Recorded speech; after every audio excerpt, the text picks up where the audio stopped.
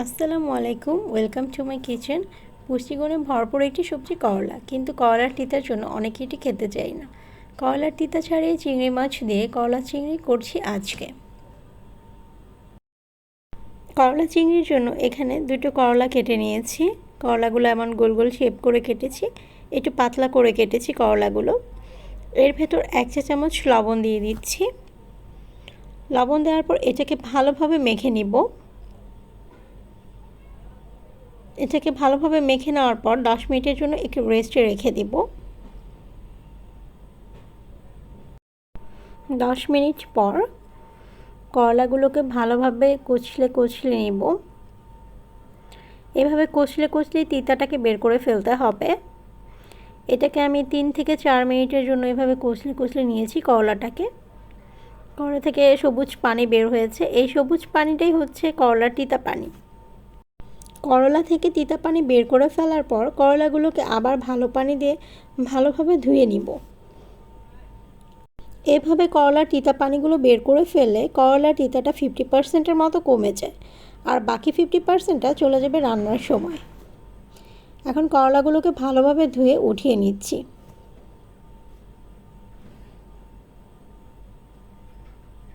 যতটুকু পরিমাণ করলা নিয়েছি ঠিক সম পরিমাণে এখানে আলু নিয়েছি। আলুগুলো একই শেপে কেটে নিয়েছি। করলা যে শেপে কেটেছি আলুগুলো সেই শেপে কেটে নিয়েছি গোল গোল করে।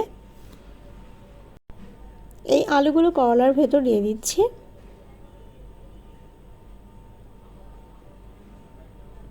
করলা চিংড়ি রান্নার জন্য চুলায় একটি ফ্রাইং প্যান গরম করে নিয়েছি।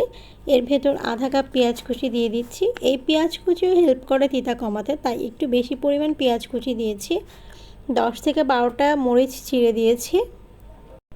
পেঁয়াজ আর কাঁচামরিচটা একটু গরম করে নিচ্ছি। পেঁয়াজ থেকে পানিটা টেনে যাওয়ার পর তারপর ভাজার জন্য এখানে সরিষার তেল দিয়ে দিচ্ছি। তেলটা পরে দিলে তেলটা গায়ে ছিটে আসে না। পেঁয়াজ আর কাঁচামরিচটা তেলের ভেতর একটু ভেজে নিচ্ছে। ভেজে নেওয়ার পর এখানে 1 কাপ চিংড়ি মাছ দিয়ে দিচ্ছি, ছোট চিংড়ি, দেশি চিংড়ি এগুলো। তারপর এর ভেতর হাফ টিস্পুন লবণ দিয়ে দিচ্ছি। লবণ দেওয়ার পর চিংড়ি মাছ আর পেঁয়াজটাকে একটু ভেজে নিব। এটাকে লাল লাল করে ভেজে নিব। চিংড়ি আর পেঁয়াজকে লাল করে ভেজে নিয়েছি। এখন এর ভেতর আলু আর করলাগুলোকে দিয়ে দিব। আলু আর করলা দেওয়া হয়ে গেলে এটাকে ভালোভাবে ভেজে নেব। 30 থেকে 40 মিনিটের মতো ভালোভাবে ভেজে নেব, তাহলে আর তিতা ভাবটা খুব বেশি থাকবে না।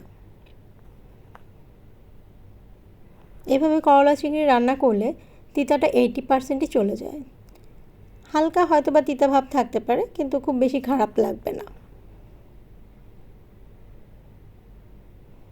এটাকে মিডিয়াম আঁচে রেখে 30 থেকে 40 মিনিটের জন্য ভেজে নিচ্ছি। করলা চিংড়িটা নামিয়ে ফেলেছি 30 মিনিট পর। একটা প্লেটে এটাকে সার্ভ করে নিচ্ছি। Thanks for watching.